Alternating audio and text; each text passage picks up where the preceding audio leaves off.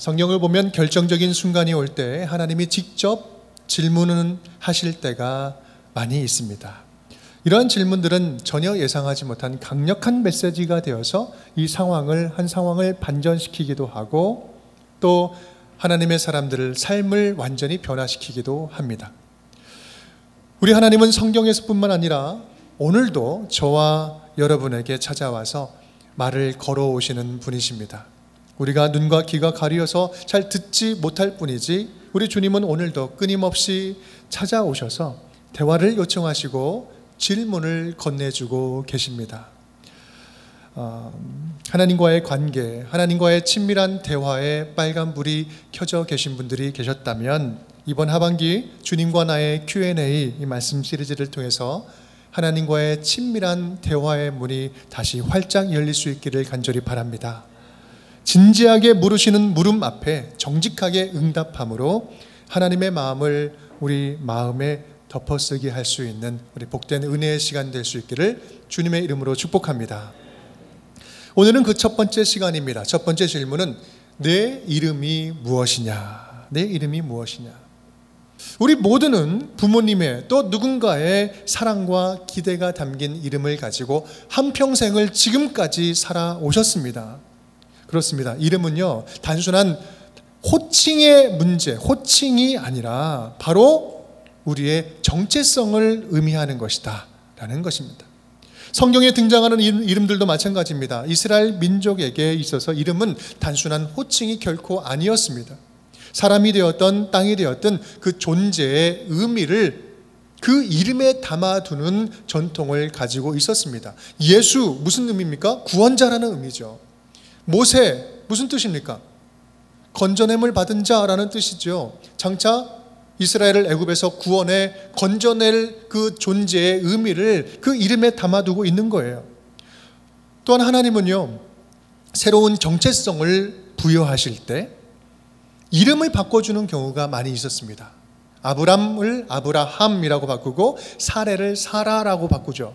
또 신약에 오면 사울을 바울로 바꿉니다. 큰 자였던 그 의미를 작은 자라는 바울로 바꿔주죠. 오늘 본문의 야곱도 마찬가지입니다. 단순한 호칭의 변화가 아니라 존재의 변화요, 정체성의 변화요, 삶의 본질적인 변화와 회복을 담아서 회복의 의미로 이름을 바꿔주고 있는 것입니다. 오늘 본문에서는 하나님이 야곱에게 적극적으로 찾아와서 이름을 물어보시죠. 내 이름이 무엇이냐?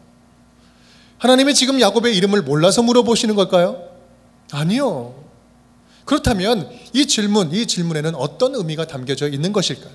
함께 따라해 보겠습니다. 자신을 돌아보게 하는 질문입니다. 자신을 돌아보게 하는 질문입니다. 이 질문은 야곱으로 하여금 자신을 돌아보게 하는 질문이었다라는 것입니다.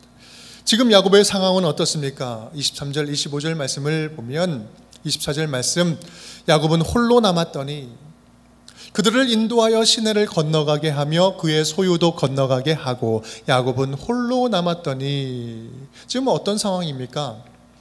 삼촌 라반 집에서 나와서 이제 돌아가고 있는데 고향 땅으로 가고 있는데 형 에서가 군사 400명을 이끌고 죽이러 달려오고 있는 거예요. 그 소식을 들은 겁니다. 두려워 떨리는 상황이에요. 그래서 먼저 보내고 자기 혼자 야복 강가에 남아 있습니다.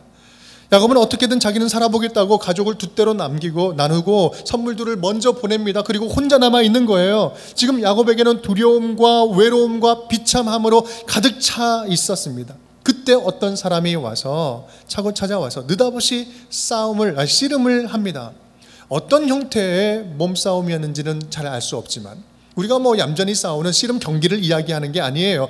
처절한 몸부림입니다. 땀범벅이 되고 피범벅이 되고 죽기 살기로 붙잡고 생명을 구걸하는 모습입니다. 이게 얼마나 아이러니한 모습입니까? 야곱은요, 지금까지 한번 살아왔던 인생들 장면들을 보면 그 야곱이 가지고 있는 지혜, 그 잔꾀를 발휘해서 모두 한 사건만 보면 다 성공했어요. 팥죽으로 장자권도 얻었죠. 이삭과 에서를 속이고 축복권도 얻었죠. 또 자기 지혜를 발휘해서 삼촌 라반에게서 수많은 양떼를 획득했습니다. 그리고 그 라반을 탈출해 나오는 것까지 성공했어요. 가만 보면 실패한 것이 하나도 없는 인생인 것 같습니다. 그런데요, 그런 야곱의 인생을 다시 한번 더듬어 보면 뭐 하나 제대로 된 일이 없습니다. 잘 풀리는 것 같지만 결국 결과적으로 다 엉켜 있어요. 삼촌에게 속아서 20년 넘게 노동력을 착취당했습니다. 레아와 라헬을 위해서 14년을 섬겼고 또 6년을 억울하게 더 섬기게 됩니다. 또 두 첩을 함께 살게 되죠. 두 첩과 두 아내와 두 첩, 그 4명의 엄마를 둔 12명의 아들들이 함께 한 집에 살아갑니다. 여러분 상상이 되십니까? 바람잘 날이 없는 것이죠. 또한 사랑하는 어머니 리브가는 처음에 집을 떠날 때 이후로 보지 못하고 죽습니다. 죽을 때까지 보지 못해요. 또한 지금은 어떻습니까? 형 에서가 군사 400명을 이끌고 나를 죽이러 달려오고 있습니다. 야곱은요, 지금 자기의 자기의 지혜대로 열심히 살았는데, 자기의 방법대로 열심히 살았는데 쭉 돌아보면 제대로 된 게 하나도 없는 거예요. 오히려 일이 더 얽히고 설켜 있는 것입니다. 죽을 맛이에요. 그리고 지금은 야복 강가에 홀로 남아있는 것이죠. 야곱은 지금 무슨 생각을 하고 있을까? 어떤 심정이었을까? 바로 이때 한 사람이 나타나서 씨름을 걸었다는 거예요. 야곱은 본능적으로 그에게 매달리고 있습니다. 그리고 끝까지 떠나지 못하도록 붙잡고 있는 거예요. 강렬한 소망, 강렬한 의지가 있는 것이죠. 이때 질문을 합니다. 27절 말씀, 그 사람이 그에게 이르되 내 이름이 무엇이냐? 내 이름이 무엇이냐? 갑자기 좀 뜬금없어 보입니다. 하나님이 보낸 사람이라면 다 알 텐데 왜 물어보는 것일까? 여러분, 이 질문은 몰라서 묻는 질문이 아니라 야곱의 정체성을 다시 깨닫게 하는 질문이었습니다. 정체성을 물어보는 거예요. 야곱아, 지금까지 살아온 네 인생을 한번 돌아봐라. 살아온 인생 한번 쭉 다시 한번 돌아봐라. 너는 지금 약속을 가진 나의 자녀로 살아가고 있니? 하나님의 자녀로 살아가고 있느냐?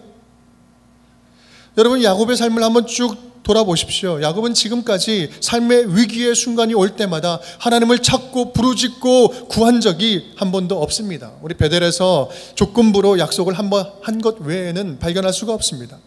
중요한 결정을 내리는 순간마다 자기의 잔꾀를 굴려서 가장 좋은 선택을 하고 나의 지혜로 성공했다라고 이야기하는 그 선택을 했어요. 하지만 결국 지금 남은 것은 무엇입니까? 죽음에 대한 두려움뿐이라는 거예요. 내 방법대로 산 결과가 무엇이냐? 야곱아, 나 하나님을 찾지도 부르지도 않고 네가 주인이 되어서 살아온 네 인생을 한번 돌아봐라. 그렇게 살아서 지금 남아있는 것이 무엇이냐? 지금 뭐가 남았느냐? 그렇습니다. 네 이름이 무엇이냐라는 이 하나님의 질문은 오늘도 하나님 없이 문제없이 살아가고 있는 우리 모두를 향한 주님의 강력한 외침이요 도전의 말씀인 것입니다. 너는 지금 하나님의 자녀답게 살아가고 있느냐? 하나님께 묻고 구하면서 응답하면서 살아가고 있느냐? 하나님 안에서 너의 정체성을 회복해라. 하나님 안에서 너다움을 회복해라.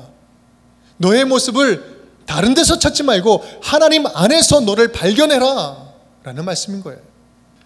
여러분의 지난 삶을 한번 되돌아보십시오. 얼마나 하나님의 자녀답게 살아왔습니까?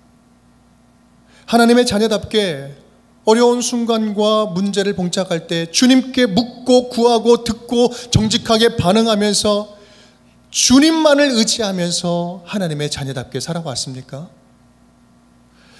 오늘 너는 내 자녀답게 살고 있냐? 너는 너를 지은 나의 의도대로, 내가 너를 지은 형상대로 너답게 살아가고 있느냐? 물으시는 주님의 질문 앞에 솔직하게 응답할 수 있는 복된 시간 될 수 있기를 간절히 축복합니다. 그래서 하나님의 자녀됨의 정체성을 다시 회복하는 저와 여러분이 될 수 있기를 주님의 이름으로 축원드립니다. 두 번째, 함께 따라하겠습니다. 잘못을 회개케 하는 질문입니다. 잘못을 회개케 하는 질문입니다. 하나님의 질문에 야곱이 대답을 합니다. 27절 말씀 우리 함께 읽겠습니다. 그 사람이 그에게 이르되 내 이름이 무엇이냐? 그가 이르되 야곱이니이다. 야곱입니다 라고 고백을 합니다. 그런데 여러분, 이 야곱이 가지고 있는, 야곱이라는 이름이 가지고 있는 뜻이 뭡니까? 발 뒤꿈치를 잡은 자, 에서의 발꿈치를 잡고 태어났잖아요. 속이는 자, 사기꾼이라는 의미가 담겨져 있습니다. 흥미로운 사실이 바로 이겁니다. 지금 야곱은요, 지금 자기의 이름을 대답을 하면서 고백하고 있는 것입니다. 그렇습니다. 나는 평생을 남을 속이면서 그것이 엄청난 지혜인 것처럼 살아온 사기꾼입니다. 사기꾼 인생 살아왔습니다. 하나님도 속이고 사람들도 속이고 나 자신도 속아 살아왔던 인생입니다. 여러분, 야곱에게 이름을 묻는 질문은 하나님이 야곱으로 하여금 자기 입으로 죄인임을 실토하게 하는 질문이었던 거예요. 깨닫게 하는 질문이었던 거예요. 이 질문은 우리에게도 동일하게 던지는 질문입니다. 정성아, 아무개야, 너의 영적인 실체를 솔직하게 바라봐라. 솔직하게 보자. 혹시 너는 나도 속이고 너도 속이면서 사람도 속이면서 살아오지 않았느냐? 착한 척은 다 하면서 결정적일 때는 손해보지 않으려고 움켜쥐었던 너의 은밀한 욕심은 있지 않았느냐? 나 정도면 괜찮은 인간이야 라고 생각하면서 남을 쉽게 판단하고 정죄하고 사람과 사이를 금을 긋는 그런 습관, 안 좋은 습관은 있지 않았느냐? 믿음이 좋은 척하지만, 경건한 척하지만 아무도 없을 때 은밀한 욕심에 넘어져서 허우적거리지는 않았느냐? 더 나아가서 하나님 없이 아무런 문제 없이 살아가는, 하나님 없어도 아무런 문제 없이 살아가는 영적인 교만에 빠져서 살아가고 있지는 않았느냐? 하나님은 우리로 하여금 안개처럼 가려져 있는 죄악된 모습을 깨닫고 회개하고 돌이켜서 정결하게 하시려고 찾아와서 물으시는 거예요. 질문하시는 거예요. 네 이름이 무엇이냐? 너의 정체성이 무엇이냐? 하나님의 자녀답게 살고 있느냐? 깨끗하게 하시려고 우리에게 물어보신다는 말씀입니다.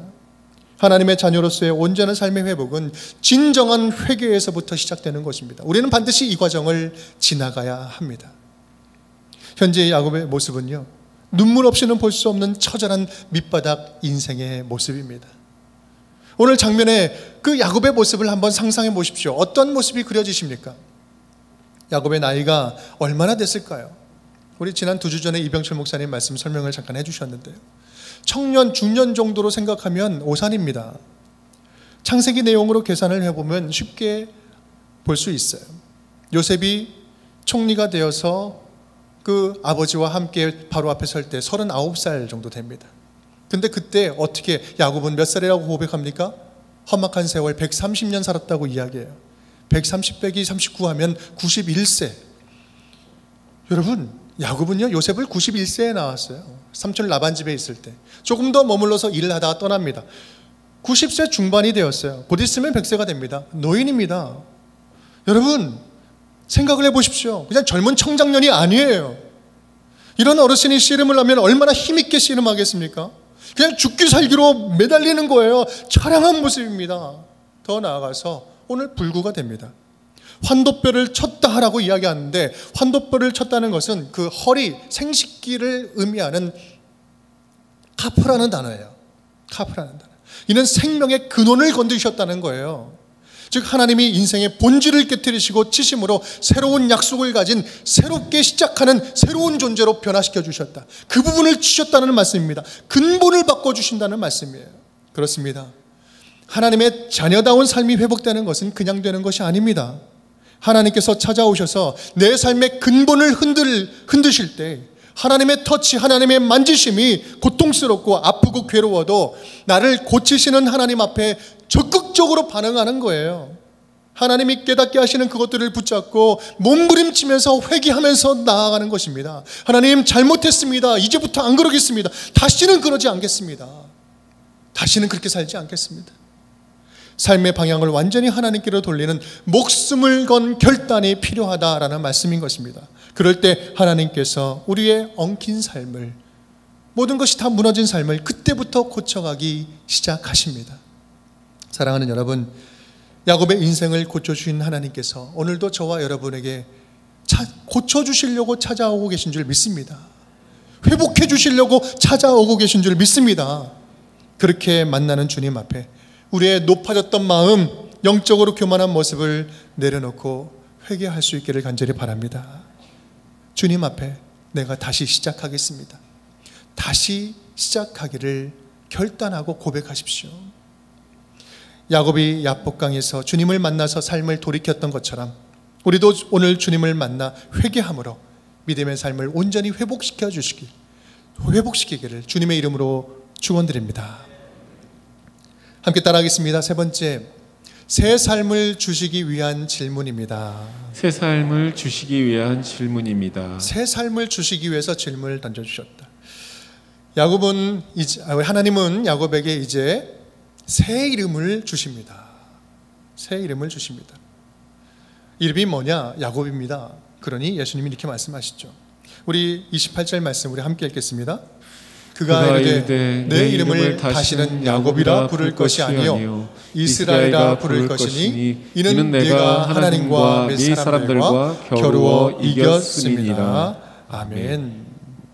야곱은 새 이름을 받습니다. 야곱도 기대하지 못했고 우리가 성경을 읽는 우리도 기대하지 못했던 일이에요. 새 이름을 받습니다. 새 이름이 뭡니까? 이스라엘이죠. 이스라엘의 뜻이 무엇입니까? 하나님과 사람들과 더불어 겨루어 이겼다라는 의미입니다. 그런데 여러분, 그렇다면 진짜 야곱이 하나님을 이긴 걸까요? 야곱이 하나님을 이긴 걸까요? 여러분, 이 본문을 잘못 적용하면 안 됩니다. 죽기 살기로 하나님을 붙들고 내 소원을 강구하고 막 강구했더니 끝까지 붙잡았더니 내가 하나님을 이겼다. 하나님을 상대로 이겼다. 내가 하나님을 상대로 얻어냈다. 그러니 이렇게 무조건 구하면 얻는다. 이렇게 적용하면 여러분 이해하면 곤란합니다. 엄밀히 말하면요, 오히려 이 말씀은 하나님이 져주셨다라는 말씀이에요. 하나님이 져주셨다. 이길 수밖에 없는 완벽한 승리자만이 누구에게든 져줄 수가 있습니다. 하나님과 겨루어 이겼다라는 것은요, 하나님이 져줘야지만 이길 수 있는 그에게 져줬다라는 거예요. 하나님이 져주셨다는 말은 하나님이 불쌍히 여겨주셔서 은혜를 베풀어 주셨다는 말씀입니다. 하나님의 은혜로 살아가는 자야말로 진정한 승리자다라는 것입니다. 그렇습니다. 하나님께서 야곱의 이름을 바꿔주신 것은 야곱에게 새 삶을 열어주셨다는 말이에요. 사기꾼 인생에서 은혜 받은 자로 살아가는, 은혜 받은 승리자로 살아가는 존재를 바꿔주셨다는 겁니다. 스스로의 능력이 아니라 하나님의 은혜에 힘입어서 살아가는 인생, 하나님의 은혜만을 구하며 살아가는 인생, 주님의 긍휼하심 없이는 불쌍히 여겨주지 않으면 아무것도 할 수 없는 철저하게 하나님의 의존적인 존재, 하나님께 의존적인 존재야말로 가장 무력한 자가 아니라 가장 능력 있는 승리자다라는 말씀이에요. 철저하게 하나님 앞에서 무력하게 주님 앞에 의존하며 나아가는 자, 그 자가 승리자다. 여러분, 이 사실을 명백하게 보여주는 이야기가 바로 뒤에 이어지고 있습니다. 우리 30절 말씀 우리 함께 읽겠습니다. 그러므로 야곱이 그곳 이름을 브니엘이라 하였으니 그가 이르기를 내가 하나님과 대면하여 보았으나 내 생명이 보존되었다 함이더라. 아멘. 여러분, 죄된 우리 인간은요, 하나님을 보면 죽습니다. 이것이 성경의 원리예요. 그런데요, 야곱은 그 하나님과 밤새도록 붙잡고 씨름을 했어요. 그 하나님은 사람이라고 표현되죠. 그런데 자신과 씨름했던 사람이 하나님이었음을 깨닫고 야곱은 고백을 하지요. 내가 하나님을 보았지만 살았습니다. 하나님을 봤는데 살았네요. 마땅히 죽어야 할 내가 은혜를 입었습니다. 세상의 방식의 논리가 아니라, 내 지혜의 방식이 아니라 하나님의 은혜가 내려서 내가 죽어야 되는데 살았습니다. 내가 나된 것, 내가 지금 여기까지 살아온 것, 죽어 마땅한 내가 불쌍히 여김을 받고 죽지 않고 지금 살아있는 것은 하나님의 은혜입니다. 은혜를 경험한 야곱은요, 이제는 좀 완전히 달라진 모습을 보여줍니다. 32장의 야곱과 33장의 야곱은 완전히 달라진 모습입니다. 자기는 그들 앞에서 나아가되 몸을 7번 땅에 굽히며 그의 형 에서에게 가까이 가니. 아멘. 여러분, 지금 장면이 어떻습니까? 32장의 때를 나눠서 이렇게 앞으로 보냈죠. 동일한 모습입니다. 여종들과 그의 자식들을 앞에 두고요, 그 다음에 레아와 그의 자식들을 다음에 두고 라헬, 더 아낀 사람을 뒤에 두고, 중요한 것은 그 다음에 자기는 그들 앞에서 나아가되. 때를 먼저 보냈는데요, 이제는 그들 앞에 나아가고 있습니다. 두려워서 가장 뒤로 피하던 비겁한 야곱이 하나님의 은혜를 힘입으니 그 은혜를 힘입어서 에서 앞에 당당하게 제일 앞으로 나서고 있는 것입니다. 여러분, 예전에는 볼 수 없었던 모습입니다. 다른 사람 다 죽어도 나는 살려고 했던 그런 잔꾀였어요. 여러분, 어떻게 이런 일이 일어날까요? 야곱은 깨달았습니다. 이 모든 일이 해결되는 것은 내 힘과 내 지혜로는 불가능한 것이다. 내 생각으로 될 수 없는 것이다. 하나님의 은혜를 주시지 않으면, 하나님께서 불쌍히 여겨주셔서 은혜 주시지 않으면 해결될 문제가 아니라는 것을 깨달았기 때문입니다. 여러분, 그 이후에 나오는 그 에서와의 대화를 쭉 살펴보면 예전에는 볼 수 없었던 표현이 계속해서 반복적으로 등장합니다. 우리 5절, 8절, 10절, 11절 밑줄 친 부분만 함께 읽겠습니다. 야곱이 이르되 하나님이 주의 종에게 은혜로 주신 자식들이니이다. 야곱이 이르되 내 주께 은혜를 입으려 함이니이다. 내가 형님의 눈앞에서 은혜를 입었사오면 청하건대 내 손에서 이 예물을 받으소서. 내가 형님의 얼굴을 배운즉 하나님의 얼굴을 본 것 같사오며 형님도 나를 기뻐하심이니이다. 하나님이 내게 은혜를 베푸셨고 내 소유도 족하오니 청하건대 내가 형님께 드리는 예물을 받으소서. 여러분, 지금 뭐라고 표현합니까? 계속해서 반복적으로 뭘 얘기해요? 은혜를 받으니, 은혜를 기억하고 은혜로 해석하고 은혜를 구하고 은혜로 고백하고 있는 거예요. 지금 분이엘을 지난 야곱에게 있어서 하나님의 은혜는 절대적인 것이었습니다. 죽었던 자가 살아난 거예요. 은혜로 나아가고 있는 것입니다. 그렇게 나아갈 때 어떤 일이 일어납니까? 기적이 일어나는 거예요. 에서와 야곱 사이에 하나님의 샬롬이 임합니다. 자비와 용서와 화해가 일어나요. 상상할 수 없었던 일입니다. 어떻게 이런 일이 일어났을까요? 그것은 바로 그들의 삶에, 그들에게 하나님의 형상이 회복되었기 때문에 그렇습니다. 하나님의 형상이 회복되었다. 야곱은 에서의 얼굴을 보면서 누구의 얼굴을 보는 것 같았다고요? 하나님의 얼굴을 보는 것 같았다. 멀리서 오는 에서는 야곱을 보면서 누구를 보았습니까? 하나님의 그 은혜의 형상을 보았어요. 하나님께서 그 두 사람을, 하나님의 얼굴을 비추어서 영적인 삼각형을 만들어 주셨어요. 은혜가 넘치는 그 관계로. 왜 그렇습니까? 왜 그렇습니까? 조금 전에 어떤 일이 있었어요? 하나님의 얼굴을 보았지만 살았어요. 죽어야 할 자가 하나님의 얼굴을 품었습니다. 그 하나님의 얼굴이 지금 이곳을 충만하게 채우고 있기 때문에 그렇습니다. 나의 능력이 아니라 하나님의 은혜가 그 자리를 채울 때 말입니다. 죽을 자가 죽지 않고 살아난 은혜입니다. 이것이 바로 예수 그리스도의 십자가의 은혜 아니겠습니까? 죽었던 존재가 죽을 수밖에 없는 존재가 십자가의 은혜로 다시 살아난 거예요. 사랑하는 여러분, 우리 주님은, 우리 그런 은혜의 주님은 오늘도 저와 여러분에게 찾아오고 계신 줄 믿습니다.